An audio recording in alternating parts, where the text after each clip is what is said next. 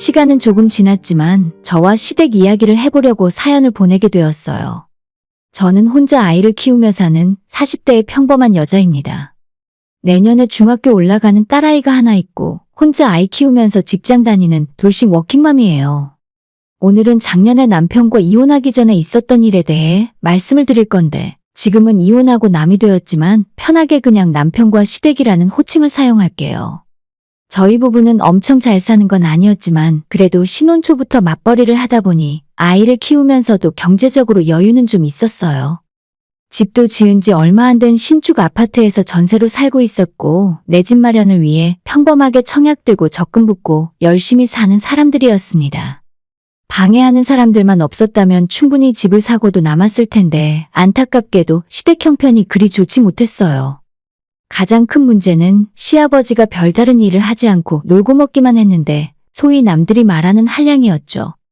남편 말로는 자기 아버지가 평생 어디 나가서 월급 받아오는 걸 본 적이 없다고 하더군요. 그냥 집에 누워있다가 음식이 있으면 먹고 없으면 안 먹고 나가서 돈을 벌지는 않았지만 그렇다고 술을 많이 마시거나 노름으로 돈을 날리거나 하는 사고를 친 적은 없었다네요. 그저 천성이 일을 하기 싫어하는 게으른 사람이라 평생 놀면서 지낸다고 했습니다.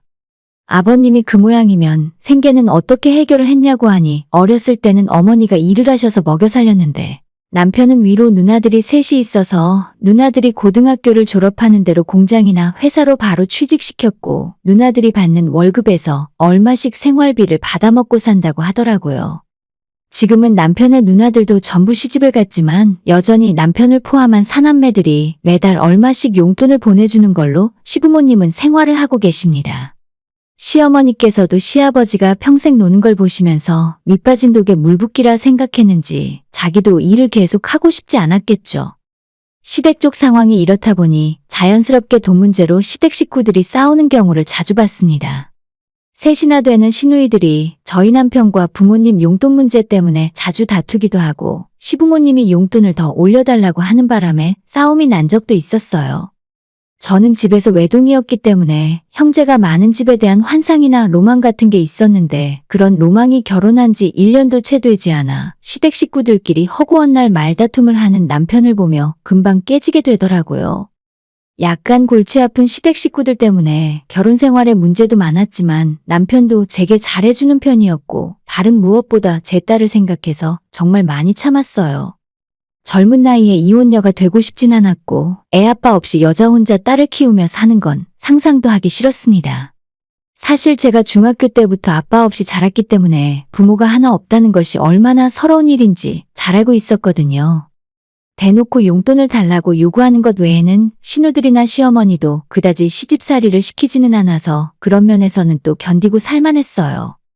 문제는 재작년 초에 친정어머니께서 운전하시던 도중 음주운전 교통사고를 당해 갑작스럽게 돌아가시게 되면서 시작되었습니다. 저는 중학교 들어갈 때 아버지가 먼저 돌아가시고 어머니와 둘이서 살았어요. 어머니는 혼자서 저를 키우시느라 밤낮 없이 보험 영업을 하러 다니셨고 늦게 시작한 영업직이었지만 정말 열심히 하셨기 때문에 실적도 좋았고 저를 대학에 보내기에 부족함이 없으셨습니다. 엄마는 참 강한 분이었기에 이렇게 급작스럽게 보내야 한다는 사실을 받아들이기가 힘들었어요. 그날도 보험 영업을 하러 가는 길에 초저녁부터 음주운전을 한 큰 차와 사고가 나서 병원으로 옮기자마자 돌아가셨다고 했습니다. 저는 한순간에 엄마마저 잃고 큰 상심에 빠져서 살았어요. 장례식장에서 울다 지쳐서 쓰러지다 못해 발인을 하는 날에는 까무라치기까지 해서 제가 병원에 실려갈 뻔했습니다. 그렇게 장례식을 치른 뒤 저도 마음의 병이 생겨 한동안 출근도 못하고 있었습니다. 집에서 요양을 하고 있던 어느 날 엄마가 다니던 보험회사에서 직원이 집으로 찾아왔어요. 제게 위로의 말과 함께 회사에서 근무 중 사망한 직원에게 작게나마 위로금이 나왔다고 하더라고요. 그리고 그것과는 별개로 어머니께서 평소에 들어두셨던 사망보험금에 대한 수령이니 바로 저라는 말도 해주셨습니다. 그 보험금만 자그마치 3억이었어요. 저는 그동안 엄마가 사망보험을 가입해놨다는 사실도 전혀 모르고 있었습니다. 이 세상에서 엄마에게 가족이란 저 하나뿐인데 대체 무슨 생각을 하시면서 이 보험을 들어놨을까 싶더라고요. 큰돈보다도 엄마가 먼저 세상을 떠났을 때 남겨줄 저를 생각하는 마음이 느껴지는 것 같아서 눈물을 흘릴 수밖에 없었습니다. 그 밖에 어머니가 혼자 사시던 집도 부동산에 내놨고 음주사고를 냈던 상대방에게서 합의금까지 받고 나니 엄마가 돌아가시며 이래저래 제가 남겨준 재산이 12억 가까이 되었습니다. 살면서 그렇게 큰 돈은 처음 봤습니다. 통장에 찍혀있는 커다란 숫자를 보니 정말 우리 엄마가 이 세상에 없다는 게 실감이 되더라고요. 엄마를 보낸 이 돈으로는 제가 맛있는 걸 사 먹을 수도 없을 것 같고 비싸고 좋은 명품 가방과 구두를 사서 들고 다니더라도 전혀 기쁠 것 같지 않았어요. 오히려 돈만 보고 있으면 엄마 생각이 나고 우울해져서 더욱 힘들었습니다. 결국 저는 따로 통장을 하나 만들어 그 돈을 아무데도 쓰지 않고 전부 묶어놓을 수밖에 없었어요. 당분간은 그 어디에도 그 돈을 쓰지 않고 그대로 둘 생각이었죠. 하지만 남편은 큰 액수의 돈이 들어왔는데 이사를 가거나 투자도 전혀 하지 않는 제가 조금 답답했었나 봐요. 다만 그때는 제가 너무 힘들어하고 있으니 말도 못하고 자기 혼자 끙끙 앓고 있더라고요. 넌지시 제게 어느 동네에 새로 아파트 분양한다던가 무슨 주식이 요즘 유망하다던가 투자 정보를 슬쩍 말하기도 했지만 저는 전혀 그 돈을 쓸 생각이 없었습니다. 몇 달이 지나도록 남편이 하는 말에 반응을 해주지 않자 포기하는 것 같았어요. 더 이상 제 앞에서 돈에 대한 이야기를 하지 않더라고요. 사실 남편도 염치가 있으면 장모가 죽어서 생긴 돈인데 어떻게 쓰자고 말하는 게 사람의 할 도리는 아니라고 생각해요. 남편이 계속 돈 이야기를 했으면 저도 화가 났겠지만 어느 순간 조용해지더라고요. 그래서 이제는 포기했나 보다 싶어서 마음 편히 지내고 있었죠. 너무 큰 돈이 들어오기도 했고 저도 갑자기 큰일을 겪고 나서 정신도 없고 조금 시간이 필요했습니다. 그렇게 지내던 중에 시어머님께 전화가 왔어요. 이제 조금 괜찮아졌니? 어머님의 다정한 목소리에 약간 울컥하긴 했지만 잘 참고 대답했어요. 네, 어머니, 이제는 괜찮아요. 어머님은 괜찮긴 뭐가 괜찮냐면서 남편에게 제가 집에서 우울해하고 있다는 이야기를 다 들었다며 주말에 남편과 함께 시댁으로 건너오라고 하셨습니다. 맛있는 거 해줄 테니 먹고 기운 차리라고 하면서요. 저는 혼자 있고 싶어서 괜찮다고 거절했지만 꼭 내려오라고 신신당부를 하셨습니다. 자꾸 거절할 수도 없어서 알겠다고 하고 주말에 남편과 함께 시댁으로 내려갔어요. 현관문을 열고 집으로 들어서자 웬일인지 시누이 3명도 와 있더라고요. 15평 작은 시부모님의 집이 명절도 아닌데 사람으로 꽉 차 있었습니다. 시누들과 시어머니는 제가 좋아하는 갈비찜부터 잡채와 꽃게찜까지 아주 한상 가득 잔치상을 차려놓았더라고요. 대체 제가 뭐라고 기운 차리라고 이렇게 크게 준비를 하신 건지 따뜻한 밥상을 보고 감동해서 눈물이 핑 돌 정도였습니다. 너무 감사하다고 많이 먹고 기운 차리겠다 말씀드리고 화기애애한 분위기에서 식사를 시작했어요. 밥 먹다 말고 시어머니는 너가 너무 기운 없다고 해서 다들 이렇게 모였어. 기분이 우울할 때는 이렇게 정신없이 보내는 게 오히려 좋아. 집에만 있으면 더 우울해져. 라고 하셨어요. 이제 이 세상에 부모님이 안 계시지만 이런 따뜻한 시댁을 만나게 되어 정말 다행이라는 생각이 들었습니다. 시아버지도 기분이 좋으셨는지 남편과 함께 연신 술잔을 기울이셨죠. 밤이 깊어지고 식사 자리도 길어지면서 다들 술도 적당히 올라오고 왁자지껄 좋은 분위기가 이어졌습니다. 다들 즐거운 이야기를 나누고 있던 그때 시아버지가 제게 말하셨어요. 근데 세아가 너는 사돈댁 보험금 나온 걸 은행에 그냥 넣어놨다면서.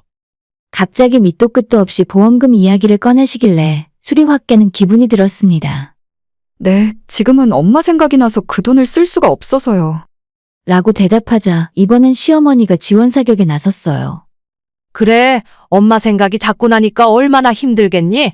근데 말이다. 큰 돈을 은행에 넣어두면 돈이 그냥 놀고 있는 거야. 돈이란 건 모름지기 돌려야지 돈이지. 사부인도 자기 딸 잘 먹고 잘 살라고 보험 들어놓은 거지. 그걸 그냥 끌어안고 울라고 그랬겠어? 저는 갑자기 이런 이야기를 왜 꺼내시나 싶었어요. 그래서 그냥 지금은 돈을 쓸 생각이 없다는 말로 대충 넘기려고 했습니다. 제가 돈 쓰지 않을 거란 말을 하자 시아버지는 약간 흥분하셔서 아니, 그걸 은행에 그냥 넣어두면 뭐해? 너희들 이사도 가고 사업도 하고 잘 먹고 잘 살아야지. 그게 돌아가신 너희 어머니도 원하시는 모습 아니냐? 아니 엄마가 남겨준 내 돈을 내 마음대로 하겠다는데 왜 여기서 시부모한테 이런 말을 듣고 있어야 하나 싶었습니다. 약간 기분이 상하려고 하는 찰나에 이번엔 신우들까지 나서서 그래 옳게 돈은 쓰라고 있는 거야. 맞아. 그게 한두 푼도 아니고 은행에만 넣어둘 일이 아니지. 요즘 카페 창업 많이 하던데 그걸로 카페라도 하나 차려봐. 등등 아주 자기들끼리 신이 나서 한참을 떠들더라고요. 저는 아무 말 안 하고 뭐라고 하나 계속 해보라는 식으로 듣고만 있었어요. 신우와 시부모들은 술 기운도 올라왔겠다. 돈 이야기를 하니 신이 나서 떠들어댔습니다. 그 돈이면 건물을 사두고 월세로 한 달에 몇백만 원씩 받아서 평생 쓴다느니 주식이나 펀드에 투자하면 큰 돈을 만질 수 있다던지 자기들끼리 아주 흥이 오를 대로 올라서 신나게 떠들더라고요. 한참을 그렇게 신나게 이야기하더니 갑자기 본심을 드러내기 시작했습니다.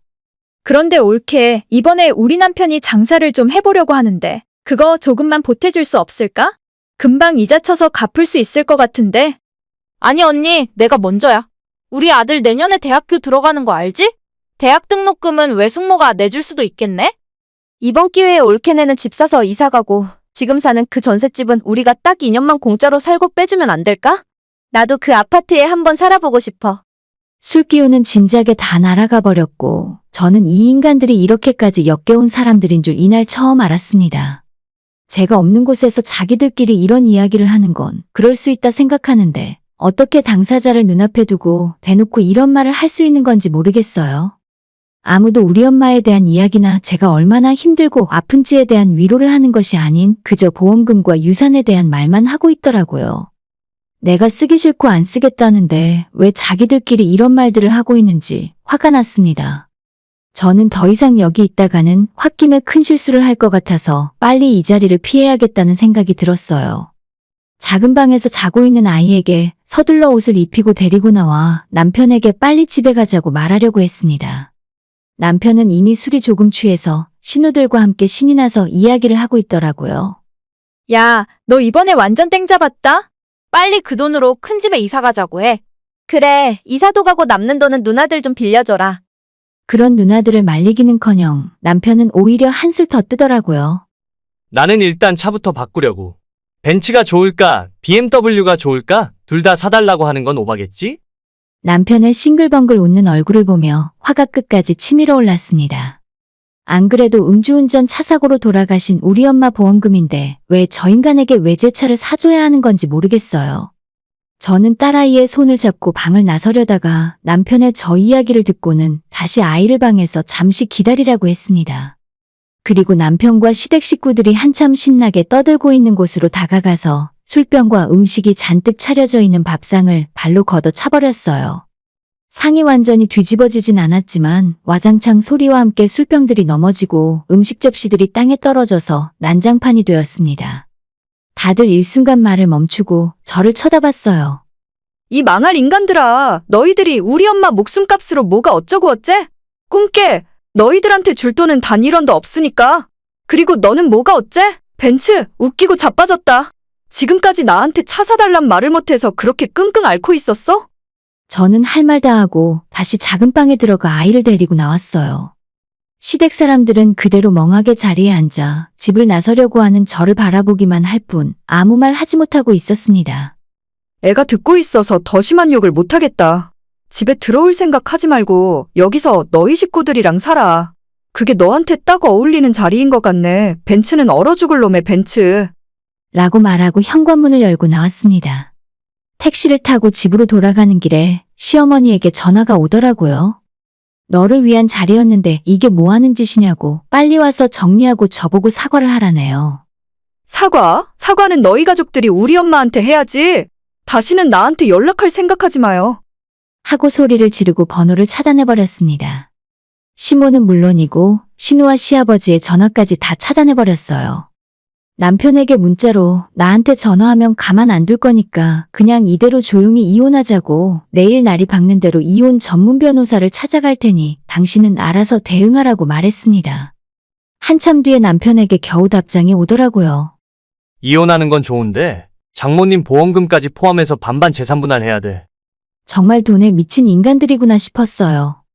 결혼하기 전에 저희 친정이 편모가정이라 시댁 상황이 조금 좋지 않았어도 문제 삼지 않고 넘어갔는데 이럴 때 그 본색이 나오는 건가 봐요. 공짜 좋아하고 거저먹으려고 드는 것도 정도껏 해야지. 이건 완전 도가 지나쳤습니다. 저는 더 이상 고민할 것도 없이 다음날 아침 이혼 전문 변호사를 찾아갔어요. 현재 제 상황을 이야기하고 이대로 이혼을 하고 싶다고 했더니 변호사는 재판으로 가는 것보다 협의 이혼으로 해야겠다고 하면서 정말 다행히도 엄마의 보험금이나 제가 물려받은 유산은 이혼할 때도 재산분할 대상이 아니라는 확인을 받았습니다. 변호사는 아마도 남편이 이혼에 동의를 하지 않는다면 시간이 많이 필요할 수 있으니 장기전에 대비하라고 했습니다. 저는 당장 제가 딸아이와 둘이 살 수 있는 곳이 필요해서 집을 하나 구했습니다. 남편과는 다신 마주치고 싶지도 않아서 일부러 평일낮에 이삿짐 센터를 불러서 저와 제 딸의 짐만 골라서 이사를 했어요. 짐을 뺐더니 그날 저녁 남편에게 연락이 와서 시댁에서 있었던 일은 다들 술 취해서 한 장난이었고 제가 그날 상을 뒤엎고 무례하게 행동한 건 자기들도 잘못한 게 있으니 다 용서해 주기로 했다면서 이제는 집으로 돌아오라고 하더군요. 저는 헛소리하지 말고 이혼 합의나 하라고 했습니다. 법정 싸움을 길게 가고 싶지 않고 다시는 얼굴 보고 싶지 않다고 했어요. 이런 사람을 믿고 지금까지 살고 있었다는 게 소름이 끼쳤습니다. 남편에게 벤츠는 너희 엄마 돌아가시면 그 보험금으로 사라고 하고 전화를 끊어버렸어요. 그 뒤로 몇 번 더 연락이 다시 오긴 했는데 이제는 포기했는지 집으로 돌아오라는 말은 하지 않더라고요. 우리의 결혼 생활이 끝났다는 건 남편도 알고 있었습니다. 대신에 이젠 합의금을 이야기하더라고요. 자기가 폭력을 휘두른 것도 아니고 저에게 욕을 한 것도 아니라 이혼당할 만한 이유가 없다면서 절대 도장을 찍어줄 수 없다 했습니다. 대신에 이혼을 할 방법은 딱 한 가지가 있는데 합의금으로 절반을 달라고 하더라고요. 차라리 평생 얼굴을 안 보고 살더라도 그건 받아줄 수 없는 헛소리라서 어디 한번 마음대로 해보라 했습니다. 사실 그대로 딸 데리고 별거하고 살아도 전혀 불편할 거 없어서 남편이 뭐라고 하던 말던 신경 안 썼더니 석 달 후에 그냥 이혼 도장 찍자며 먼저 연락이 왔어요. 그렇게 남편과 10년을 넘게 살았지만 한순간 돈 때문에 이혼하고 지금은 딸과 둘이 행복하게 살고 있어요. 아직까지는 엄마가 남겨주신 돈을 한 푼도 건드리지 않았지만 그런 큰 돈이 있다는 사실 하나만으로도 든든하고 뒤에서 저를 지켜주고 있는 것만 같아요. 올해는 집도 살 생각이고 앞으로 제 딸과 함께 정말 잘 살았으면 좋겠어요. 돈 욕심에 눈이 뒤집히던 남편과 시가 식구들에게 한 푼도 주지 않아서 너무 기분이 좋습니다. 남편에게 마지막으로 한마디 하고 싶어요. 정신 똑바로 차리고 살아. 너 주제의 벤츠는 무슨 벤츠야? 타던 똥차 열심히 타고 놀고 먹는 너희 부모 평생 먹여 살리려면 열심히 일해야지? 오늘의 사연은 여기까지입니다. 구독과 좋아요, 알림 설정 부탁드려요. 다들 행복하시고 좋은 하루 되세요.